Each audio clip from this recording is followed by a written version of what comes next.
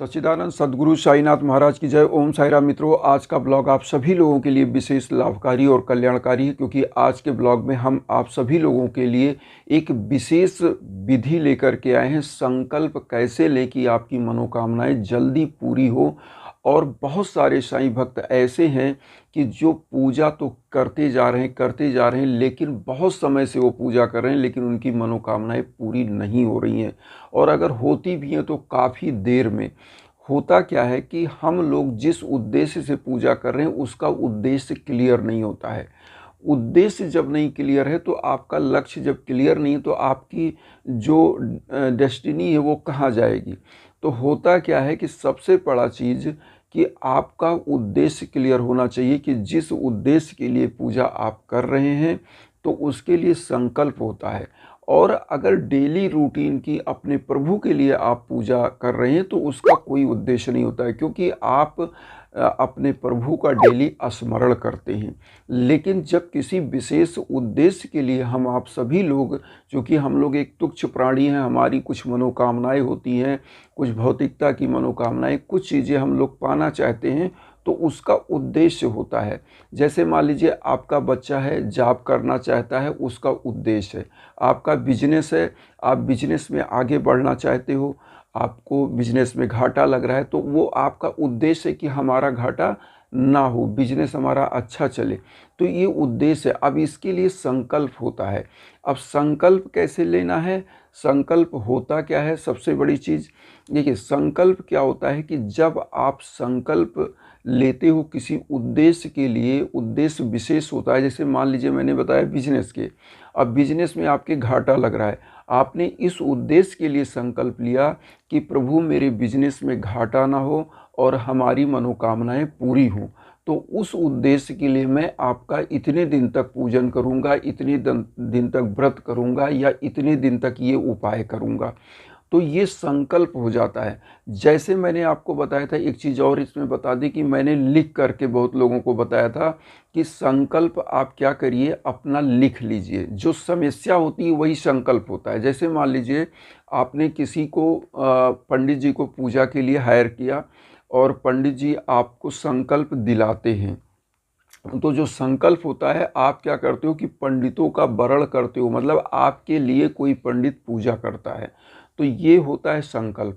अब यहाँ पे क्या है, खुद आपको पूजा करना है, तो आपको संकल्प के रूप में कुछ दक्षिणा और कुछ अक्षत निकाल के एक पीले कपड़े में बांध देना चाहिए। जैसे मान लीजिए 11 रुपये, या साईं बाबा की जो व्रत करते हैं वो लोग 1 रुपये, 11 रुपये, जितना भी आप संकल्प के रूप में जो बांधा जाता है, वो होता है संकल्प। क्योंकि जब आप मानते हो कि 9 व्रत रहेंगे, तो हम 9 व्रत 9 दिन पूरा कर लिया, 9 बृहस्पतिवार, उसके बाद उसमें उद्यापन होता है, फिर उसमें लोगों को भंडारा में, गरीबों को, दीन दुखियों को भोजन कराया जाता है। तो सेम चीज़ यही होता है कि यहाँ संकल्प लेकर जब आप पूजा करते हो, कोई उद्देश्य है। मान लीजिए आप व्रत नहीं कर रहे हो, आप कोई उद्देश्य, कोई मतलब कोई उपाय कर रहे हैं।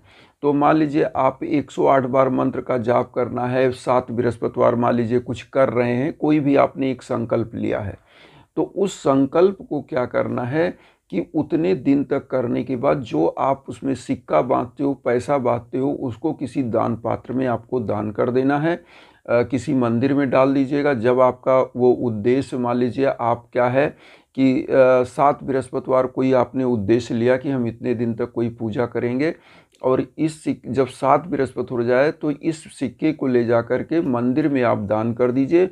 और कुछ गरीबों को, क्योंकि साईं बाबा की कोई भी पूजा जब होती है तो उसमें गरीबों को कुछ ना कुछ तो दान करना ही करना चाहिए, चाहे फल चाहे भोजन, जो यथाशक्ति आपको सामर्थ्य आपका है उतना आप दान जरूर करिए। तो ये होता है। अब यहाँ संकल्प में जो चीज़ें होती हैं, होता क्या है कि आपका उद्देश्य डिसाइड होता है, और जब उद्देश्य डिसाइड होता है तो जो आपकी ये अदृश्य ऊर्जा होती है बाबा की, जो आप पूजा करते हो, उस विशेष पॉइंट पर हिट करता है। जैसे मान लीजिए आपने कहा कि मेरा बिजनेस अच्छा चले, या मेरा बेटा जॉब पा जाए, या मेरे परिवार के लोग अच्छे आगे बढ़े, जिस भी उद्देश्य के लिए, तो आपका उद्देश्य जब क्लियर होता है तो आप उस उद्देश्य पर ही उस ऊर्जा को फोकस करते हैं, क्योंकि मंत्र क्या होते हैं? मंत्र एक ऊर्जा के पिंड होते हैं जो अदृश्य होते हैं और उस चीज़ पर हिट करते हैं। तो जब आपका उद्देश्य जो होता है वो क्लियर होता है तो उस चीज़ के लिए आपकी वो शक्तियाँ कार्य करने लगती हैं जो अदृश्य शक्तियाँ होती हैं। और ये चीज़ हम लोगों को पता नहीं होता है, लेकिन वो आपकी तरफ ही उसको आकर्षित करती हैं। जैसे मान लीजिए आपने चाहा कि प्रभु मुझे एक मकान चाहिए। अब आपने उद्देश्य में संकल्प लिया कि साईं बाबा मेरा मकान जल्दी हो जाए या मेरा ज़मीन जल्दी हो जाए और मेरी मनोकामनाएं पूरी हो जाएं। तो आपने इस उद्देश्य के लिए संकल्प लेना ज़रूरी है। संकल्प आपने ले लिया और डेली आप स्मरण करते हो साईं बाबा का कि प्रभु ये ज़मीन मुझे लेना है और मुझे इस उद्देश्य के लिए, मकान के लिए ज़मीन मतलब लेना है। तो वो होता क्या है कि वो ऊर्जा उसी के लिए काम करने लगती है।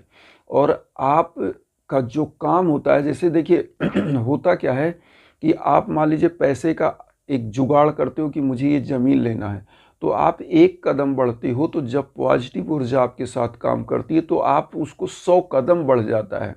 1 रुपये आप अर्जन करने के लिए निकलते हो, 1000 रुपये का अर्जन आपका हो जाता है। ये होता है अदृश्य शक्तियों का कमाल।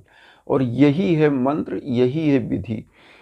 ये चीज़ों को जानना सबसे बड़ी चीज़ क्या होती है कि हम आप समझ नहीं पाते हैं और लोगों को ये लगता है कि हमने स्विच दबाया और पंखा चल गया, हमने स्विच दबाया और जो एसी चल गया। तो इस तरह से आध्यात्म में कोई चीज़ नहीं होती है। आध्यात्म जो चीज़ें होती हैं वो अदृश्य होती हैं और आपकी आस्था और विश्वास पर होता है। जब आपका आस्था और विश्वास गहरा होगा, आपका संकल्प क्लियर होगा, सबसे बड़ी चीज़ होती है। तो आपका जब संकल्प क्लियर है तो उद्देश्य आपका जब क्लियर है तो निश्चित लक्ष्य की प्राप्ति होती है। और साईं बाबा इस कलयुग में एक ऐसे देवता हैं, ऐसे ईश्वर हैं कि जो आपकी समस्त मनोकामनाओं, इच्छाओं, आकांक्षाओं की पूर्ति करने के लिए सदैव तत्पर होते हैं। लेकिन हमारी आपकी जो दृष्टि है उस सूक्ष्म ऊर्जा को महसूस कर सकती है लेकिन देख नहीं सकती। क्योंकि साईं बाबा का जो 11 वचन है उसमें बाबा ने खुद कहा है कि मुझे सदा जीवित ही जानो, अनुभव करो सत्य पहचानो। तो अनुभूति हम कर सकते हैं, सत्य को तभी पहचान सकते हैं जब हमारा अनुभव होगा। और अनुभव कब होगा? जब हम सत्यता के साथ, ईमानदारी के साथ पूजा करेंगे। तो यहाँ पर सबसे बड़ी चीज़ होती है कि हम ईमानदारी के साथ पूजन करें, प्रभु का ध्यान करें और बाबा की 2 चीज़ों को याद रखें, श्रद्धा और सबरी। और उसके बाद हमारा जो संकल्प होता है वो क्लियर होना चाहिए। संकल्प में ये आप जो भी दक्षिणा रख सकें वो दक्षिणा रखिए। एक बार मैं फिर आपको बता दे रहा हूँ, उस दक्षिणा को जब आप जितने दिन का संकल्प लेते हो, इतने दिन पूजन करेंगे, इतने दिन उपाय करेंगे, उस दक्षिणा को मंदिर के किसी दान पेटिका में दान कर दीजिए। और डेली आस्था के साथ एक दीपक जलाइए, अगरबत्ती जलाइए, अपनी पूजा पद्धति स्टार्ट कर दीजिए। यही होता है संकल्प। और संकल्प क्लियर है तो आपका लक्ष्य क्लियर है और आपका उद्देश्य क्लियर है तो आपको मंजिल मिलना ही मिलना है। तो वसुधैव कुटुंबकम की जो भावना हम लेकर चल रहे हैं उसमें आप समस्त भाई बहनों से यही निवेदन करूंगा कि मुझे भी अपना परिवार बनाइए, चैनल को आशीर्वाद देकर सब्सक्राइब करिए और उन साईं भक्तों तक वीडियो को ज़रूर शेयर करिए जो किन्हीं कारणों से कष्ट में, दुख में। इसी के साथ ओम साई राम।